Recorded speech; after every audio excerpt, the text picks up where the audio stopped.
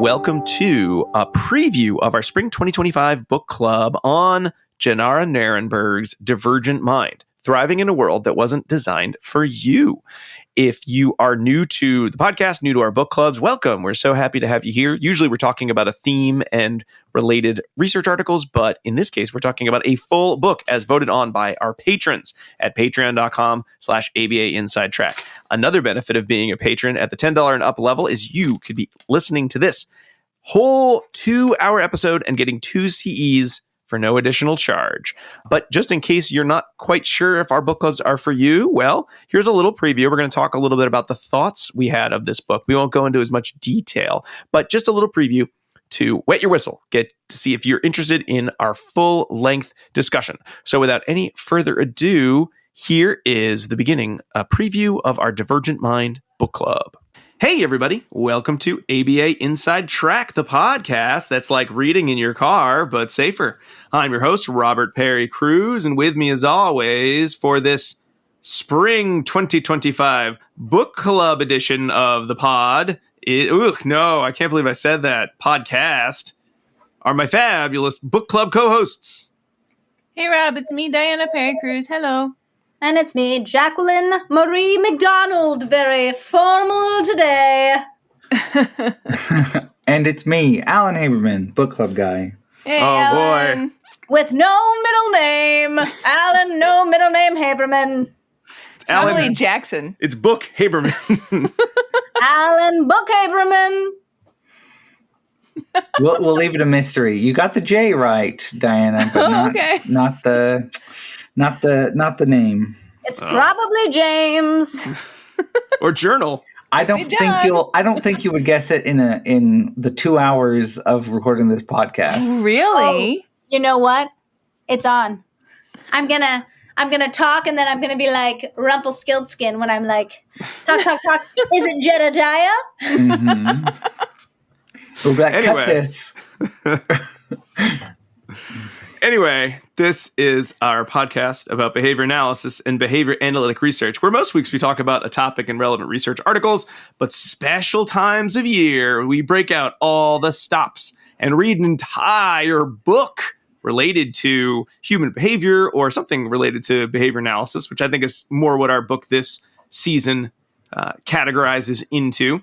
And that is just what we're going to do as voted on by you, our patrons. So if you were listening to this in the spring of 2025, thank you so much for being a patron of ABA Inside Track. If you are listening to this in the far-flung future, I hope you joined as a patron of ABA Inside Track. If not, that's okay. You can still enjoy this episode. And if you're listening in the spring of 2025 and you say, why is this 2-hour podcast I hear so much about only like 30-ish minutes? It's because you're listening to the free preview, because we want to entice you to join the rest of us for the whole shebang, because we're going to be talking for a super long time about Jenera Nerenberg's Divergent Mind, Thriving in a World That Wasn't Designed for You, unless you're one of the people that the world was designed for, in which case, I guess you could still read this book, but you might not get as much from it. But that's what we'll be discussing. So we are all here together. We've all read this book. This was a nice, quick book. I remember where I was when I read this book because I was able to read it in such a short amount of time. It was quite enjoyable. That's all I have to say. So we got about an hour and 58 minutes to fill. I can say where I read my book. So I like to read a nonfiction book in the morning and a fiction book in the evening to keep myself spry.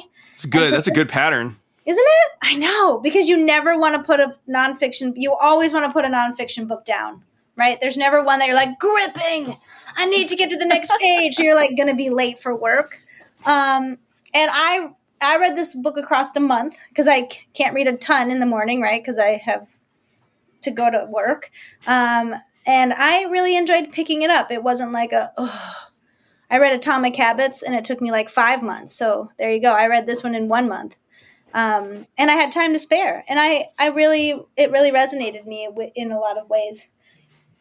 And it led me to think about different things that I haven't thought about going into my workday.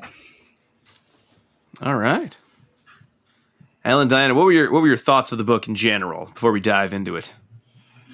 I think I also read this in the morning, so I remember reading it over a lot of different bowls of oatmeal. Mm. So yours was like mid-afternoon? I'm just kidding.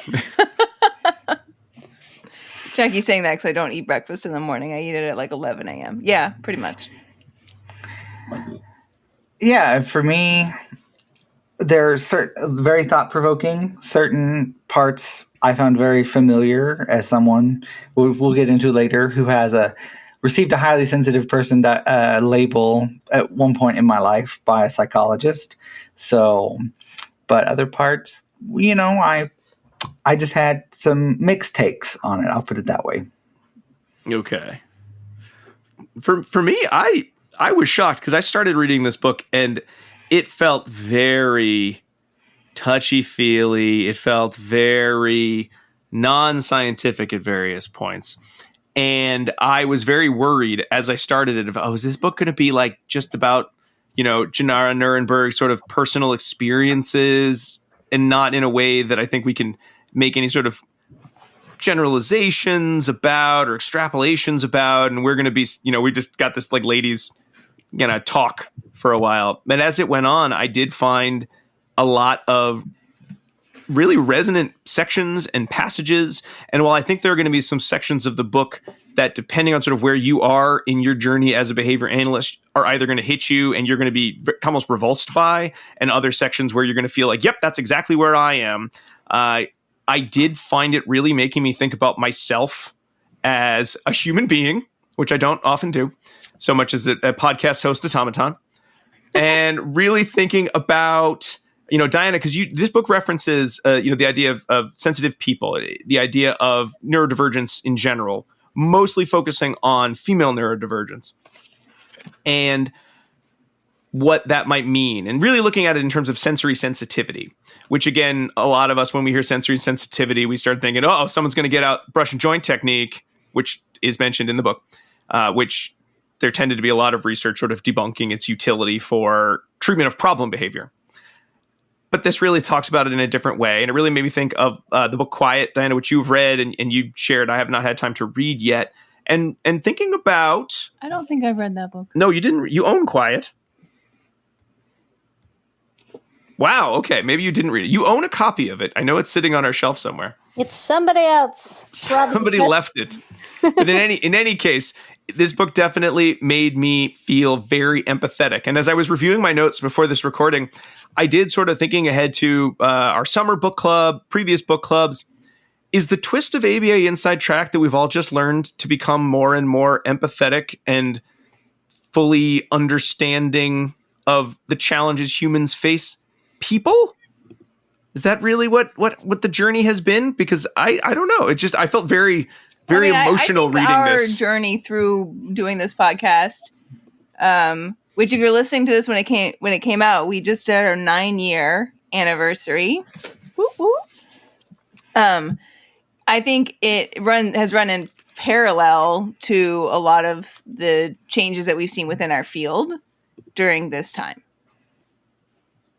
So, yes, to answer your question, I think as a whole, our field has had more focus and, maybe opportunities to discuss the ways in which we want to ensure that we're presenting as an empathetic and compassionate field. And I think in our discussions of the research and of the general, themes that we are finding important in behavior analysis, we've kind of followed that same path in our podcast journey too. Not to say that either we nor the folks in our field were not empathetic and compassionate to start with, but that we've given ourselves, space and also challenged ourselves to ensure that we're incorporating that in the ways that we want to in our work. Yeah. One thing I was surprised about is I actually did not know that it was about female neurodivergence because I never looked up, but I just bought the book. I'm like, all right, this book won. I didn't read anything about it. It doesn't say about it on the cover, right? It just says Neurodivergent Mind and it just has a person face, mosaic person face on the cover. And then I was like, all right, what am I getting into? And I love to peruse the table of contents before I read a self-help book to see what I'm getting into. And the first chapter is the female mind throughout history. And I was like, ooh, ooh. Still not realizing it's going to be about female neurodivergence. I'm like, ooh, maybe this is going to be like a sub chapter. And then, after a few chapters in, I'm like, oh, there you go. The focus. There is the focus. So that was interesting to me because I guess I held the traditional stereotype there that because this book, even though it was written by a woman, I thought it would apply to men because that's what we usually read about. So that in itself, I think is amazing that this book has specifically been tailored to the woman's experience or the female experience when so often we've been overlooked. In this realm, and probably other realms too, let's be honest, but that's not what we're talking about here.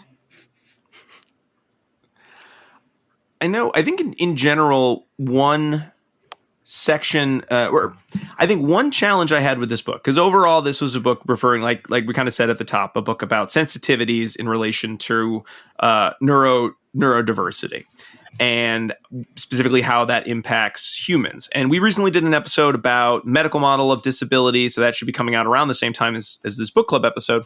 And this book really covers on a lot of themes I think we've talked about. So the idea of disability being more of a societal construct than necessarily a medical one, the idea of individuals being undervalued for their strengths and really focused on how their deficits in regards to or as defined by typical individuals tends to be a huge focus of treatments rather than areas that they themselves feel that they are struggling, that many of the systems that we have in place are not created equally, and in some cases don't seem to be created for anyone in particular, but they happen to do more harm or cause more stress to certain individuals than others.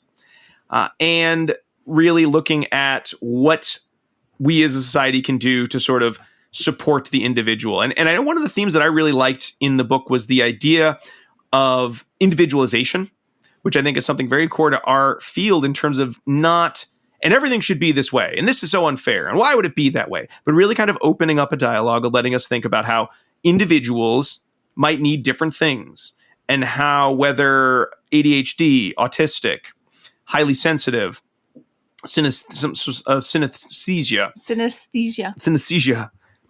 it's more about understanding what you need and learning how to advocate for yourself, kind of being the central theme. And if you had to pick one, underlying idea, it would be if everyone sort of was allowed to get what they needed and learn how to advocate for themselves, a lot of the issues and a lot of the friction that comes from being humans in a world that's designed for everybody all at once and nobody all at the same time might just work themselves out in a lot of ways. Is that the title of your Oscar-winning movie? Everything, everywhere, doesn't work. And also Nowhere at the Same Time? And Nowhere at the Same Time. That's a sequel. And I think it did really allow this book, even though many of the terms here are ones that I kind of remember being told, like, these are verboten, don't use these. This is not behavior analytic. These treatments do not have the same evidence base. To some extent, it dodges the question of whether it does or does not have evidence base, and that if it has a value to an individual, could it just have a value for that individual? And I think that's something we've talked about a lot. Something could have very little evidence to support it as a treatment.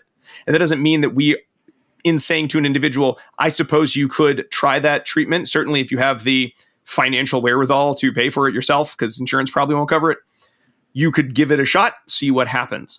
And I think that kind of, even though in some ways I could see some behavior analysts reading this book and saying this is a bunch of nonsense, I think it might miss I don't want to say miss the point of the book, but I think it would miss a component of individualization and empathetic reasoning that a behavior analyst could bring to this book and still take something from it, even though we might see many of the concepts in here as being sort of antithetical to what we think of as the typical evidence-based practice.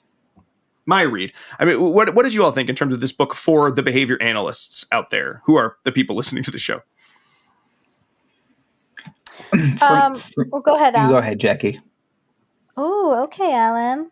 Point. Just kidding. I'll take this time to keep talking. No. I didn't think about this book in terms of evidence-based practice. That's not how I looked at it at all, because I am not in the, in the realm to provide this sort of treatment, right? In a way. But I used it as a way to broadened my understanding of how others might feel differently than me and how that may inform my treatment. And so the question of evidence-based didn't even come into my realm when I was reading it, because I was using it more as a way to understand other people, to be more humility, to have more humility. I'm like, to be more humble, and understand that, words came to me. And to understand that I don't know the experiences of other people, and this book could help me recognize some of those differences, so that I could provide more sensitive treatment to my clients. Yeah, I think that with any book like this, as behavior analysts, we can look at it through that like strict scientific rigor point of view, or take like the functional contextualist view, which is, does this book help someone? Might it help someone? Might it help me understand someone's context and how they're comfortable or uncomfortable better?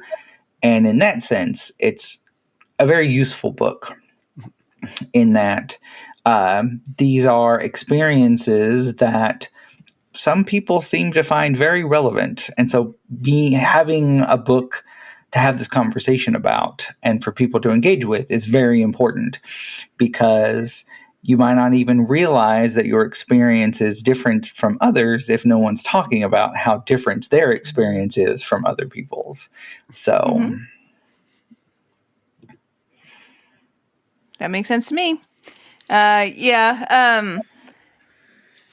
think the statement I was going to make was about contextualizing experience, which is what Alan also took away here, and I think that that's one important piece for us as behavior analysts to keep in mind. So, like, what has always kind of killed me in talking about behavior analysis is we talk about reinforcement, and we say, well, we know that something is a reinforcer because when we apply it, then the behavior increases, right? And that's the definition of reinforcement. So we're like all on board with that.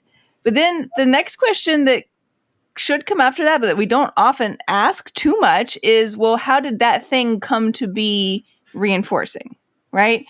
And the standard answer is, well, it came to be reinforcing through a history of consequences.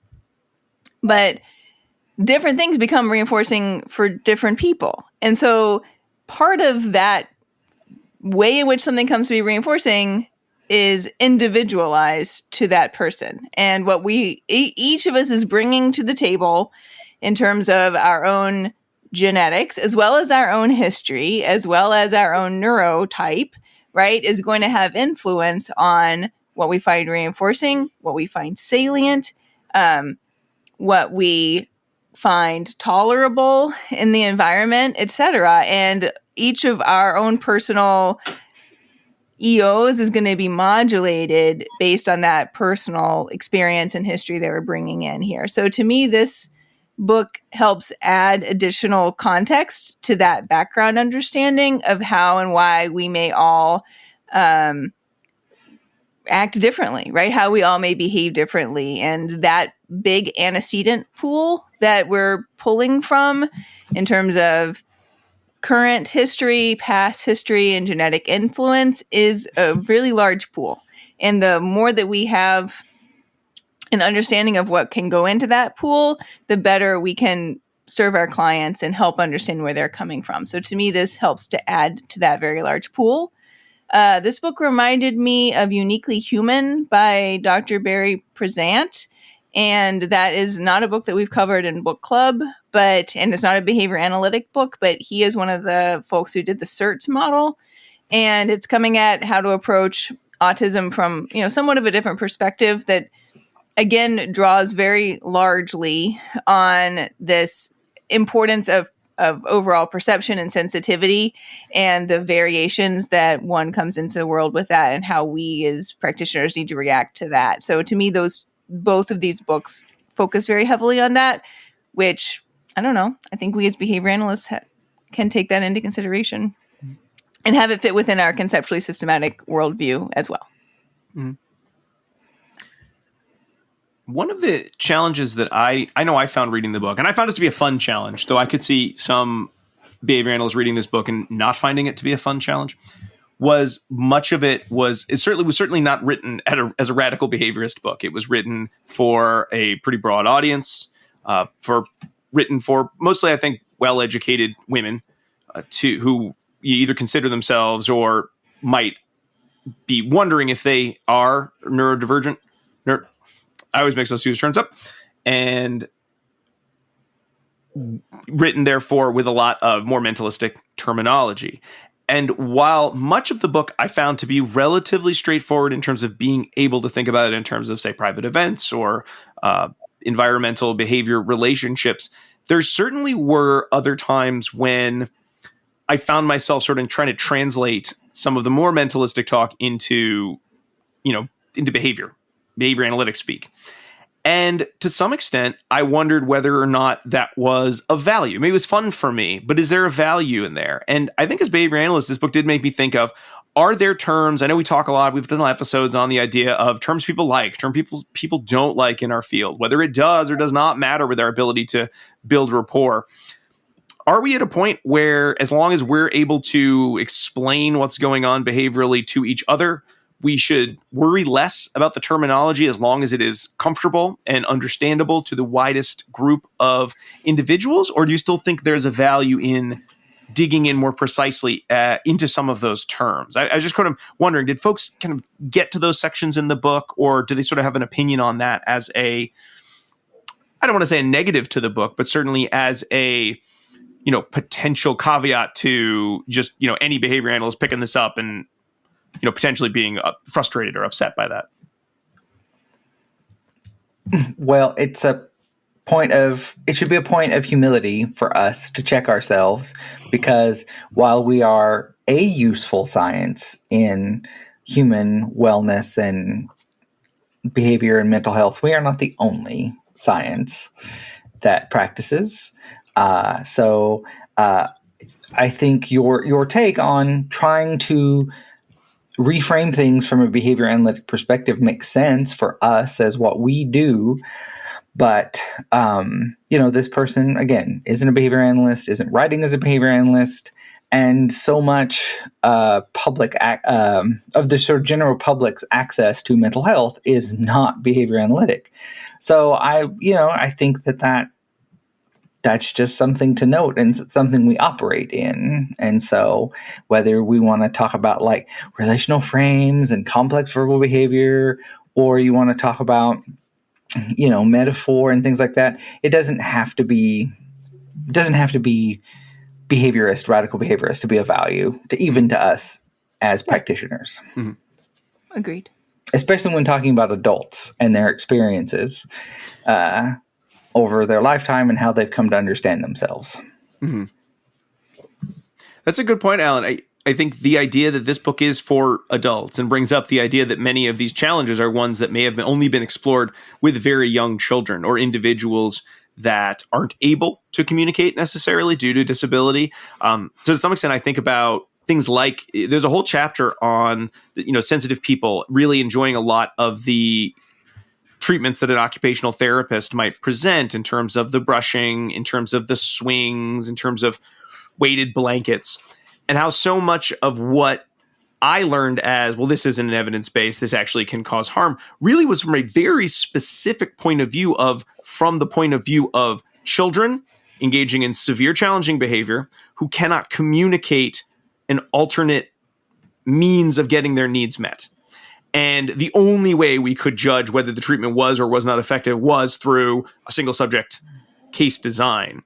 And there are many dependent variables as well that could be under consideration when we talk about effectiveness. Mm-hmm. And different studies have looked at different ones and, pretty narrowly defined what efficacious means in that particular scenario. Mm-hmm.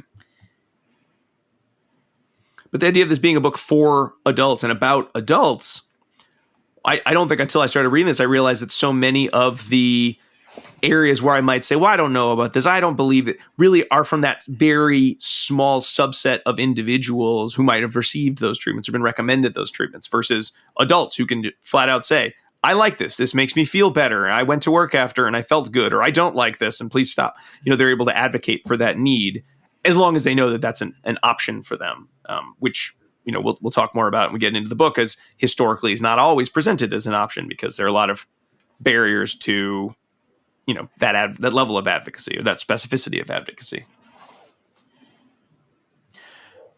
Speaking of treatments, was there anything else in the book that folks either really resonated with in terms of treatments, terminologies, or conversely phrases that folks found maybe not confused by, but maybe uncomfortable, or they really had to reflect on more deeply than others?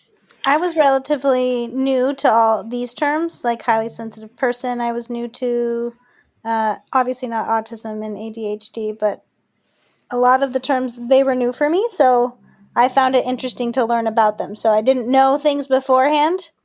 And so just reading about them was just a new thing for me. So that was exciting when I was reading it. I can say that.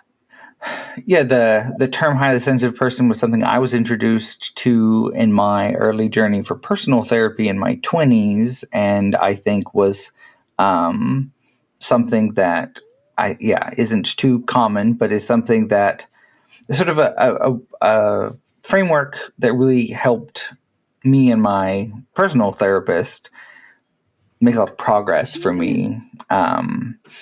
And related to my ADHD diagnosis, but other parts of me as well, like feed into that. And then just understanding other people in general. So that was definitely like more familiar to me. I think her, in the introduction, she talks about the phrase social awkwardness, which is part of the book that kind of frustrated me because I feel like she does such a good job of talking about how we need to define things well, but then like left this idea of social awkwardness not as developed as it could be, because I feel like there's like multiple parts to social awkwardness. And when she says do away with it, it's in hope of like getting rid of the idea of like social awkwardness and accepting people. Feels a little blanket generalization to that approach. As someone who has a history of social awkwardness, quote unquote.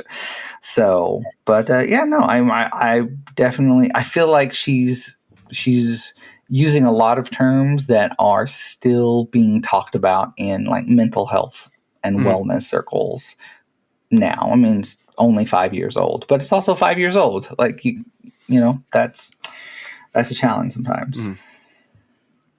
I know one of the terms that I was not really sure, and I wish it had been maybe not more defined, but I would have loved to hear other perspectives, was the term meltdown. That came up a lot in terms of individuals who are, reporting that they have a meltdown after periods where they are in centrally stimulating environments, or if they have been masking for a whole day and they come home and have a meltdown.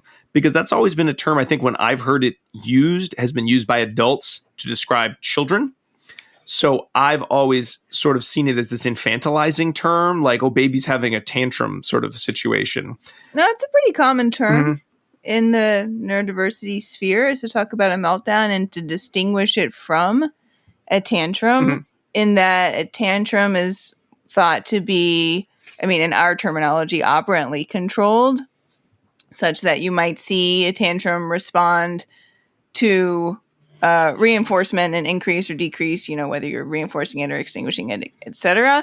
And then a meltdown is not operantly controlled behavior, but it's really like more in the category of emotional responding, such that it's not going to be sensitive to consequences or contingencies, but is occurring due to overstimulation, in the same way that you might burst into tears when you didn't want to. Okay. Right? Same idea, but it's like your body bursting into tears because you're overstimulated or overwhelmed. It's like a physiological response, right? So, I don't think it absolutely wouldn't fit in. It would fit more in our respondent conditioning paradigm. Yeah. Right at that level 1. of selection than 2 or 3. Like there's nothing you can do about it. And I will share a personal, since Alan shared, I will share a personal. And like 5 years ago, I burst my eardrum on a flight, and it's given me some inner ear disorder issues. And since then, I have now recognized that this is how some people live always, right? I had not before, right? But like loud noises bother me, bright lights bother me. I'm in PT for vestibular rehabilitation, right? And like I used to love being busy all day long. Like it was like from the moment I woke up till the moment I went to bed, I loved doing things. And I just can't do it anymore, sadly. My body like cannot handle it. And it's like by the end of the day, I like physically can't go on. Like if it's like, if it was been a particular stressful day, or if it's, like there's been a lot of visual stimulation or a lot of auditory stimulation, I like physically cannot like stand up. Mm-hmm. Right. And no one's going to be like, good job, Jackie, standing up. That's not going to help. Right. Or any sort of reinforcer. Right. Like physiologically, my body is like shut down. Mm-hmm. And, that I think not knowing that that's how other people in the world exist, that was one thing that really resonated in the book with me, is that wasn't my experience before, but it is now. And it felt nice knowing that I'm not alone in that experience. Mm-hmm.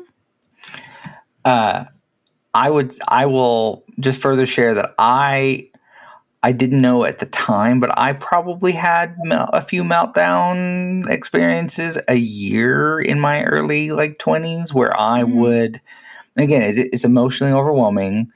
And it's very much for me, I had to it was no lights, no sound, almost sort of a classic migraine response. I wasn't having the pain of a migraine, but that's how I understood to I just had to completely withdraw from everything because I couldn't enjoy things in those moments. And I think that's where my original depression diagnosis before I got to my ADHD and being a highly sensitive person and that talk and therapy happened was because of that. And now that's part of this is important that people have this information, is that, that's not the healthiest response and suggests a lack of coping skills if to your environment.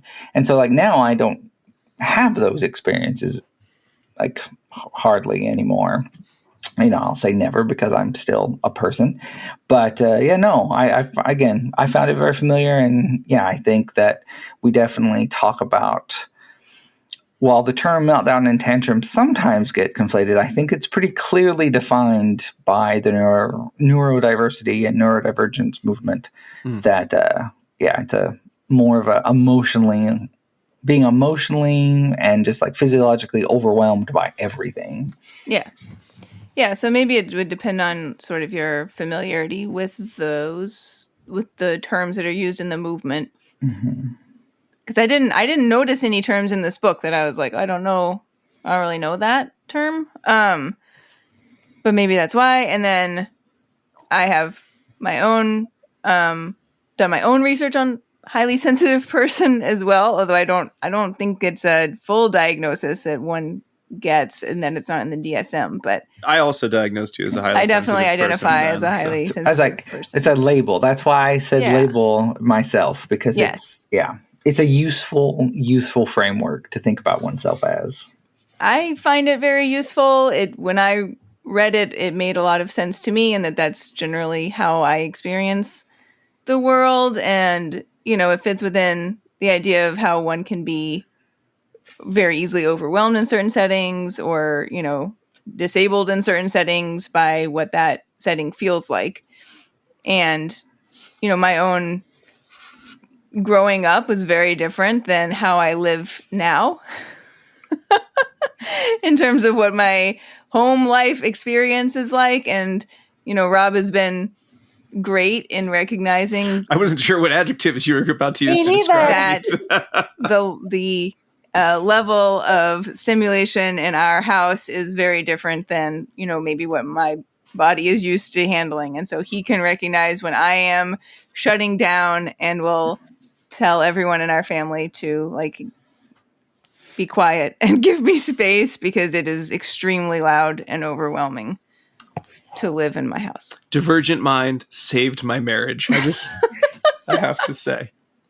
No, I did appreciate as I read this book, as I was thinking, because there is always, I think, and this gets into some of the medical disability versus, like you said, Alan, the label of patterns of behavior, patterns of sensations, patterns of feeling, that when I heard highly sensitive person, it always sounded like one of those kind of made up descriptions of someone who just can't hack it or just can't take the modern world. Yes, you used to say that. I used to say that.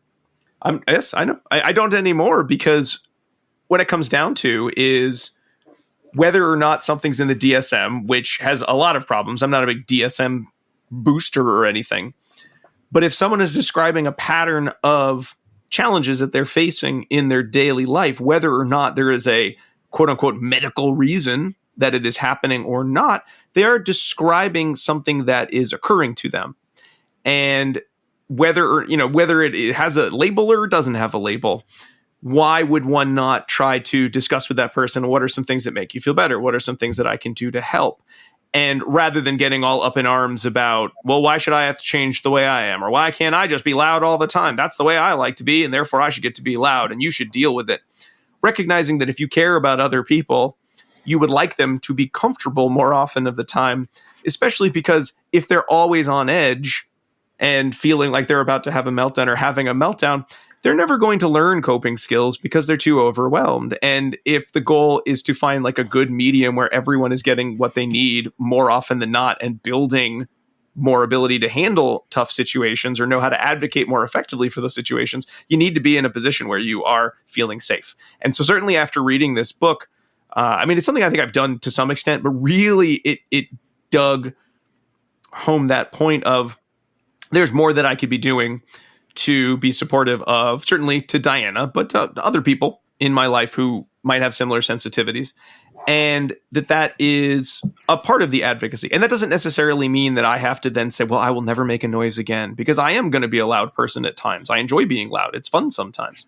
But I have to know the difference between being loud because it's something that's exciting for me and, understanding other people's cues of, hey, could you take it down? Or where could I go to be loud? And no one can tell me to stop being loud because that's who I am. And it doesn't have to always be right next to Diana that I can be so loud.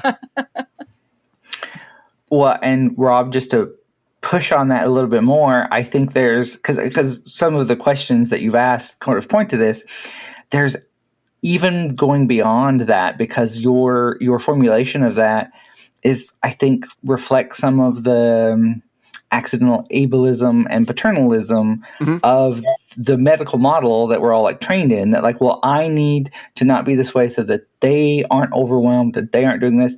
It's like, but also like maybe Diana, the things that make her a highly sensitive person also make her a really good behavior analyst, because maybe she can determine the like salient stimuli in an environment for a client. But if she also is overwhelmed, then those same systems that help her be effective in her roles in that she has chosen for herself in life, then that if those systems are overwhelmed, then yeah, she can't cope necessarily as well, or she might not be as functional. And so you're not just like protecting her, you're like empowering her in the way that you can by minimizing your negative impact on her. Not to like go into you two specifically, just extending your conversation. We're not paying you extra for the couples counseling, Alan. But just in general. I appreciate the component related to the ableism, related to the empowerment piece to it, because I don't think I was very clear about that. Yeah. Though, if anyone ever asks which of us should probably just stay at home and take care of the kids who are perfectly capable of taking care of themselves, it should totally be me. Diana should be out working. She's really great at this stuff. And I'll stay home and, just be quiet. Well, I'll be loud. You won't be here. So you should be loud. You'll stay at home and raise the kids who can mostly raise themselves at this point. Okay. And we got one going to college pretty soon. Yeah. So, that's... I mean, I don't know. Like, I don't want to get too far off the path here, but Rob is very supportive of me. And I have, like, amazing self-esteem. Like, I think I'm awesome. Oh, 1,000%. And I love very much who I am and how I am. So,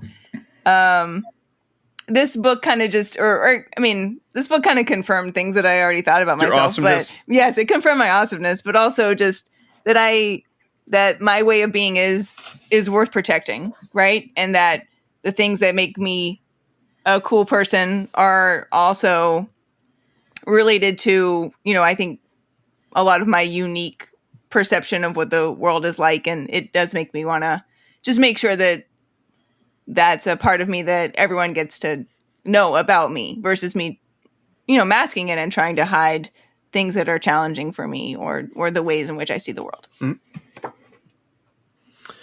Well, any other general thoughts about the book, or shall we dive a little deeper? Any more group therapy? I know. Does anyone have any thoughts about our relationship? How can... Well, you brought it up. I'm just extending the conversation in metaphor. No. All right. Well, let's take a little break. And then when we come back, we're going to dive a little bit more into the content of Divergent Mind by Jenera Nerenberg. We'll be right back. We hope you enjoyed this brief preview of the Divergent Mind book club. If you want to hear the whole 2-hour discussions, that's a whole extra hour and a half where we go into more questions and discussion of the book chapter by chapter, looking at the main themes, looking at some relevant citations and quotes, and our thoughts on how it impacts or maybe doesn't impact our professional practice. You need to get the full-length version. So to have that right now, just go to patreon.com/ABA Inside Track and subscribe at the $10 and up level. That'll give you access to this book club as well as every book club as soon as it comes out, and a special extra code to get a full free 2 CEs for this book club and all of our previous book clubs and all of our book clubs in the future.